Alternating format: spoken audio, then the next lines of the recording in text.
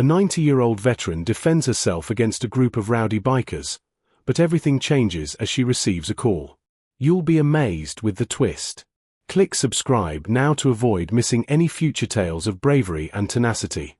A peaceful street in the center of Topeka, Kansas, was home to Mildred Washington, a name that evoked memories of the past. Her humble abode was a small white cottage with worn shutters, encircled by a garden that she lovingly cared for every day. Mildred had earned the right to a serene life at the age of 90, despite the fact that her background was everything but peaceful. One of the few black women who had worked as a nurse during World War II, she was a veteran. Her stories, though rich with history, were rarely shared beyond her close-knit circle of neighbors and friends. Life in this small neighborhood moved at a gentle pace. Mornings began with the sound of children riding bicycles and birds chirping in the maple trees that lined the street. For Mildred, mornings were her sanctuary. She'd sit on her front porch, a steaming cup of tea in hand, watching the world unfold around her. But one Tuesday afternoon, everything changed. A deep, guttural roar broke the calm. The sound came from a line of motorcycles rumbling down the street, disrupting the serenity that Mildred cherished. The bikers were young, loud, and dressed in black leather, their presence a stark contrast to the quiet street. They stopped abruptly near her house, parking their bikes on the grass along the sidewalk. Engines sputtered before dying, and for a moment there was silence. Then came the laughter, boisterous, mocking, and intentionally loud enough to reach Mildred's ears. She watched them from her porch, her hands folded neatly on her lap. The leader, a tall man with a red bandana around his head, noticed her gaze. He smirked and nudged his companions.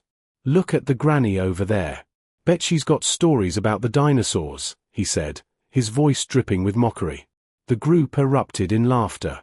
Mildred didn't flinch. Her dark brown eyes, still sharp despite her age, studied them with quiet resolve. She didn't respond. Instead, she rose slowly from her chair, gripping the armrest for support, and walked inside her house. She closed the door softly behind her. The bikers saw this as an invitation to escalate their antics. Music blared from a speaker one of them had strapped to his bike, a jarring contrast to the peaceful hum of the neighborhood. They hollered and laughed, their voices carrying across the street, disturbing the neighbors who peeked cautiously from behind curtains but dared not intervene. For Mildred, this wasn't just noise, it was a challenge. She had faced much louder and more terrifying adversaries in her lifetime. The memories of war and the prejudice she endured as a black woman in the military had toughened her spirit. She wasn't one to be easily rattled. Later that evening, Mildred stepped onto her porch again, this time carrying a broom. She swept the wooden planks as though the loud music and jeers were nothing more than an annoying breeze. The bikers noticed her again and turned their attention back to her. "Hey, Grandma, don't hurt yourself with that broom," one of them shouted, earning more laughter from the group. Mildred didn't reply. Instead, she paused her sweeping and looked directly at them. Her steady gaze was unyielding, and for a brief moment the laughter faltered. She returned inside without a word. But Mildred knew that silence wasn't enough. These men were pushing boundaries, and she could feel the tension growing. She glanced at the old rotary phone in her kitchen, her fingers brushing its cool surface. It had been years since she had dialed the number she was now considering. She was sitting at her table when she noticed a faded picture on the wall. Standing erect in her army uniform, she was surrounded by allies whose allegiance had been formed in the flames of battle. She exhaled slowly and deliberately. A gang of young men who believed their noise could frighten Mildred were not going to disturb her peaceful life. The timing had to be perfect, but she knew precisely what she had to do. The next day, the bikers returned. This time they were louder, brasher, and more obnoxious. Their engines roared as they pulled up in front of Mildred's house again, deliberately revving to create as much disruption as possible. Neighbors peered through their curtains but hesitated to step outside, their unease palpable. This was no ordinary neighborhood disturbance. These men seemed determined to prove they owned the street. Mildred sat on her porch again, her hands resting on her lap. Her calm demeanor was a stark contrast to the chaos unfolding in front of her. The leader, the one with the red bandana, sauntered over to her picket fence, his boots crunching against the gravel. He leaned against the fence casually, a smug grin spreading across his face. "Hey, Granny," he called out, Don't you think it's time you moved to a nursing home? This street's too lively for someone like you." The group burst into laughter, clapping each other on the back as if they had delivered the joke of the year. Mildred didn't respond. She remained seated, her gaze fixed on the leader with a quiet intensity that seemed to unsettle him, though he wouldn't admit it. The harassment wasn't just verbal. They began throwing empty beer cans onto her lawn, laughing as they watched her pick them up one by one. She did so without complaint, methodically placing the cans into a trash bag before returning to her seat.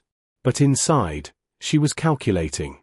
Every insult, every jeer was catalogued in her mind. These boys had no idea who they were dealing with. By the third day, the bikers' antics had grown even bolder. They set up a makeshift camp on the sidewalk, playing loud music and treating the area as if it were their private playground. Mildred's once pristine lawn was now littered with garbage, and the noise was constant. The leader's taunts grew crueler, his tone dripping with condescension. "Maybe you don't mind the mess, he shouted over the music.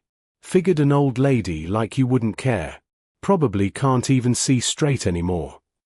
One of the younger bikers hesitated, his gaze flickering toward Mildred with a trace of discomfort. "Maybe we're going too far," he muttered. But the leader waved him off. "What's she going to do? Call the cops? Please, they won't bother with some harmless fun." But Mildred didn't call the police. She knew better than anyone that some battles required a more strategic approach. She wasn't intimidated, she was waiting. That evening, as the sun dipped below the horizon and the bikers' laughter echoed down the street, Mildred stepped onto her porch with a determined expression. She held her old rotary phone in one hand and a notebook in the other, its pages filled with names and numbers she hadn't looked at in decades. Her fingers trembled slightly, not from fear, but from the weight of what she was about to do. She dialed a number she hadn't called in over 40 years. The phone rang once, twice, 3 times before a voice answered on the other end. "Mildred? Is that really you?" The voice was gruff but warm, filled with a mix of surprise and respect. "It's me, Arthur," she replied, her voice steady. "I need a favor." Arthur Washington, her younger brother and a retired Army Ranger, listened intently as she explained the situation. He didn't interrupt, but Mildred could hear the tension in his silence. "Say no more," Arthur said finally. "I'll handle it." Mildred hung up the phone and returned to her chair on the porch, her expression unreadable. The bikers were still laughing, oblivious to the storm brewing just out of sight. By the time they realized what was coming, it would be far too late. The morning air carried the faint scent of rain, but the sky remained stubbornly clear. Mildred stood by her kitchen window, watching the bikers gather once again. Their laughter grated against her nerves, but she didn't let it show. Her face remained calm, her hands steady as she brewed a pot of tea. This was the day everything would change. Arthur had promised her he'd handle it, but Mildred didn't believe in leaving things entirely in someone else's hands. She had spent her life fighting battles, some on the front lines of a war, others against the quiet prejudice that followed her home. This would be no different. As she sipped her tea, she glanced at the photo of her husband Charles sitting proudly on the counter. He'd been gone for over 2 decades, but his words still echoed in her mind. "Never let them see you sweat, Mildred, even when they're trying to break you." The sound of a beer can clattering against her porch broke her reverie. She set the cup down and walked to the door. The leader was back, grinning like a fox in a henhouse. "You don't give up, do you?" he sneered. "Most people would have begged us to leave by now." Mildred opened the door but didn't step outside. She looked him straight in the eye and, with the same calm tone she used to soothe soldiers in the field, said, "You should enjoy your fun while it lasts." Her words hung in the air, cutting through the laughter. The leader hesitated, his grin faltering for a split second before he recovered. "You got a sense of humor, Granny. I'll give you that." He turned back to his crew, but the others weren't laughing this time. Mildred closed the door, her heart steady, her mind sharp. She picked up the phone once more, dialing a second number. This one wasn't for Arthur, it was for Martha Jenkins, a former lieutenant in her unit and one of the most resourceful women Mildred had ever known. Martha was retired now, living just a few towns over, but her loyalty was unwavering. "Mildred," Martha said when she picked up, her voice filled with warmth. "It's been too long. What's going on?" Mildred explained everything, every insult, every piece of trash thrown on her lawn, every laugh. Martha listened quietly, and when Mildred finished, there was a pause.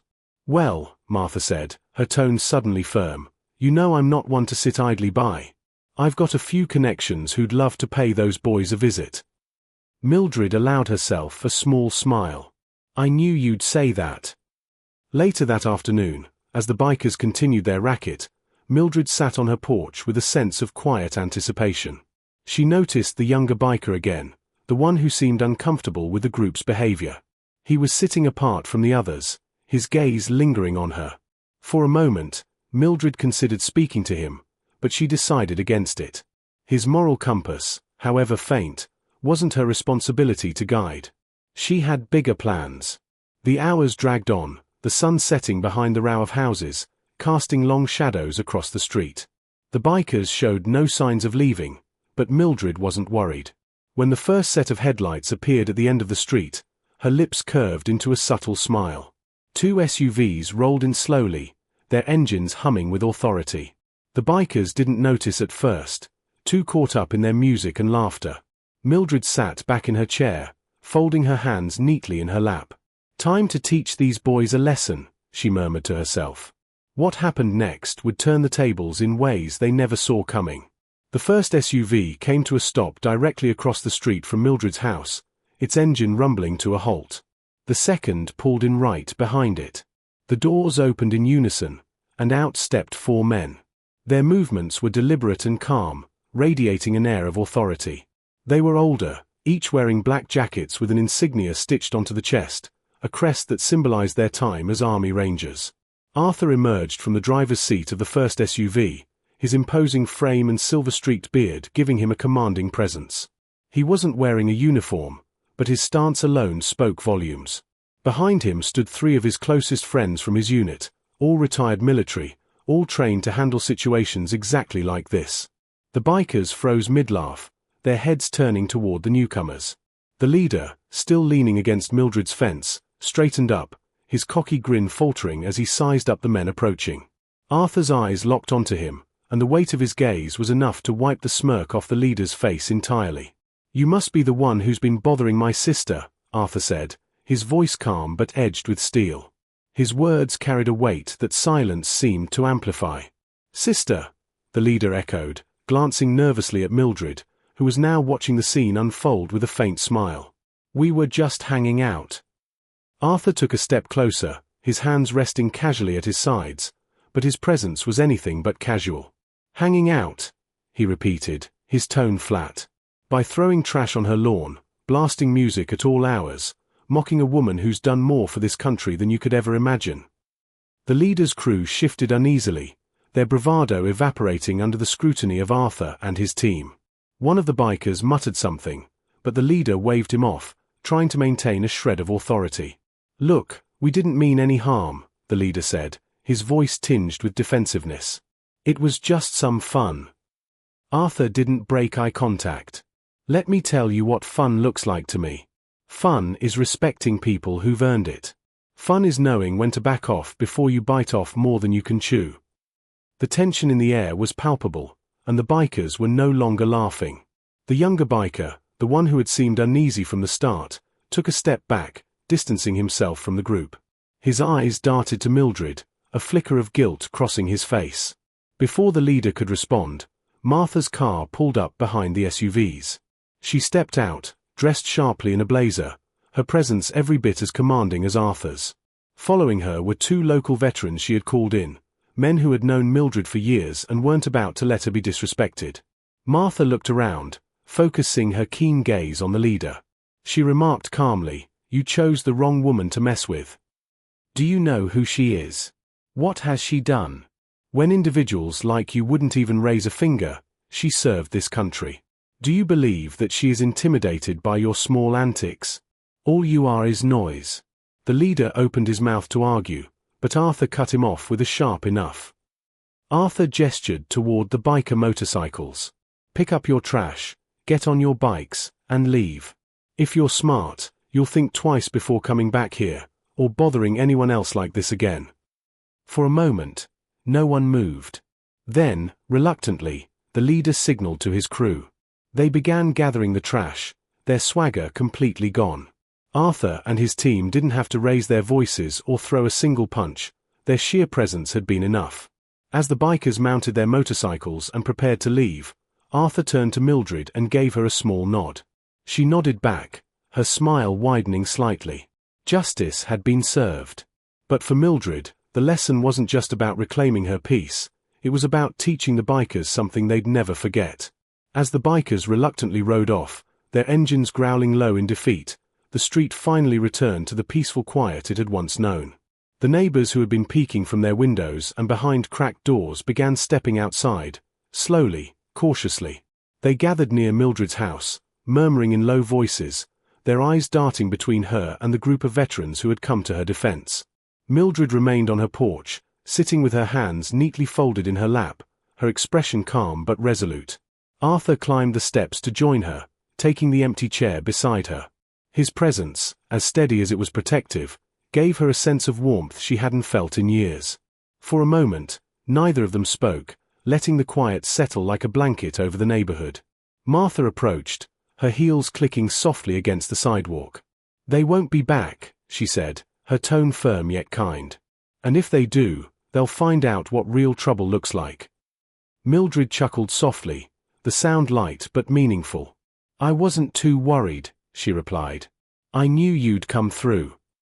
Arthur leaned back in his chair, glancing over at the small crowd of neighbors now gathered at the edge of the lawn. "Looks like you've got some explaining to do," he said, a teasing lilt to his voice. Mildred smiled but didn't move to address them. Instead, one of the neighbors, a woman in her 40s named Denise, stepped forward hesitantly. "Miss Washington," she began, her voice tinged with both awe and apology. "We had no idea about your service, about everything you've done. We should have spoken up sooner, but—" Mildred raised a hand, silencing her gently. "There's no need for apologies," she said, her voice steady. "We all find our strength in different ways. Today just happened to be my turn." Denise nodded, her eyes glistening. The neighbors began to disperse, offering quiet thanks and warm smiles as they passed. Some lingered longer, placing their hands over Mildred's as if to convey the gratitude they couldn't quite put into words. As the street emptied again, Arthur turned to Mildred, his expression softening. "You know, you didn't have to handle this alone. You could have called sooner." Mildred met his gaze, a faint twinkle in her eye. "And deny you the chance to play the hero? Where's the fun in that?" Arthur laughed, a deep, genuine sound that carried through the evening air. "You haven't changed a bit," he said. "Still stubborn as ever." Mildred's gaze turned to the younger biker who had hesitated earlier. She had noticed him lingering at the edge of the group, his expression conflicted as he watched the others pick up their mess. Now, as the rest of the bikers rode off, he stayed behind, pacing nervously before finally approaching the porch. "I just wanted to say," he began, his voice faltering. He shoved his hands into his jacket pockets, avoiding eye contact. "I didn't mean for things to get this bad. I didn't know who you were." Mildred studied him for a moment before speaking. "It's not about who I am," she said gently. "It's about how you treat people, no matter who they are." The young man nodded, his shoulders sagging under the weight of her words. "I'll do better," he mumbled before walking back to his bike. As he rode off, Mildred leaned back in her chair, letting out a slow breath. Arthur reached over and patted her hand. "You've always had a way with words," he said. Mildred shrugged, a small smile playing on her lips. "Sometimes people just need a reminder. But reminders aren't always gentle. Some come with a force that shakes the ground beneath your feet and ensures you never forget." As the sun dipped below the horizon, painting the street in hues of orange and gold, Mildred allowed herself a moment to reflect. Her quiet home was hers again.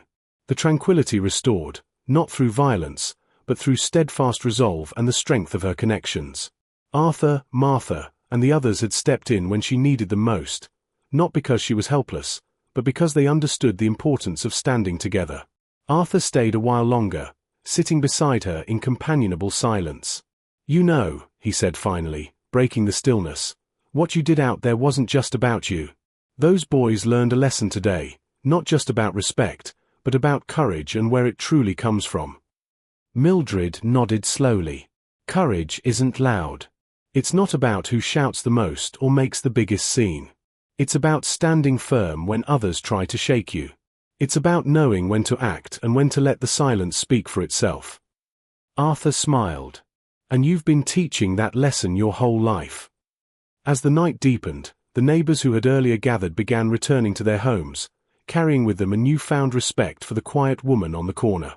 Some left flowers at the edge of her fence as a gesture of thanks.